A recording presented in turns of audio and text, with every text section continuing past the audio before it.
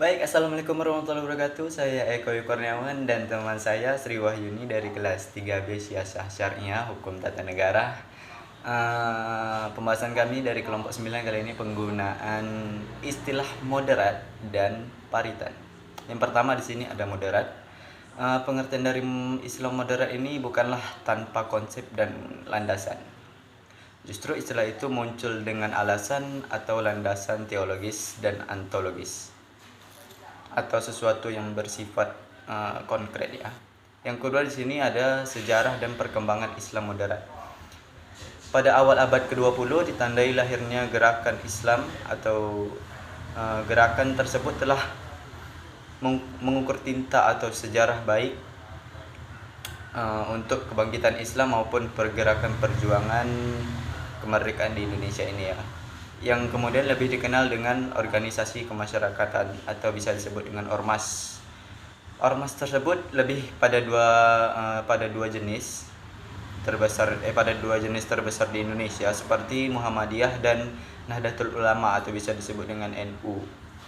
Di sini juga disebut Al-Husnah, yaitu mereka yang mengikuti dengan konsisten jejak langkah dari Nabi Muhammad SAW. Di antara mereka ada yang disebut sebagai Salaf, yakni generasi awal mulai dari sahabat, dan ada juga yang disebut dengan Khalaf, yaitu generasi yang datang kemudian.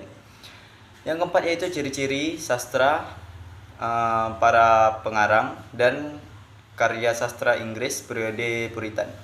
Yang pertama yaitu ada puisi. Pada periode ini dikenal 3 jenis puisi, yaitu puisi metafisik, puisi kavalir, dan juga puisi Puritan.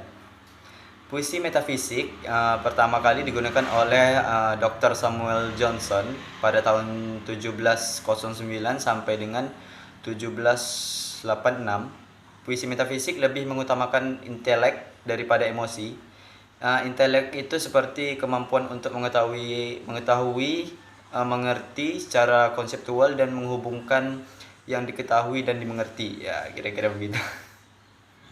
Yang kedua di sini penyair kavalir. Penyair kavalir ini lebih ke arah pada mereka yang mencintai kehidupan duniawi dan tidak begitu fanatik terhadap agama.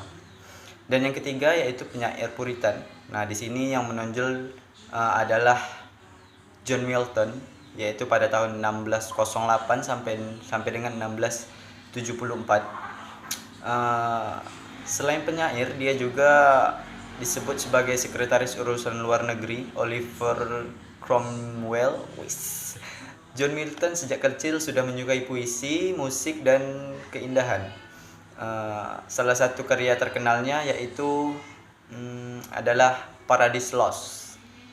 Baik, saya Eko Kurniawan dan juga teman saya Sri Wahyuni dari kelas 3B Siasah Syariah Hukum Tata Negara dari kelompok 9, dan inilah presentasi kami kepada teman-teman.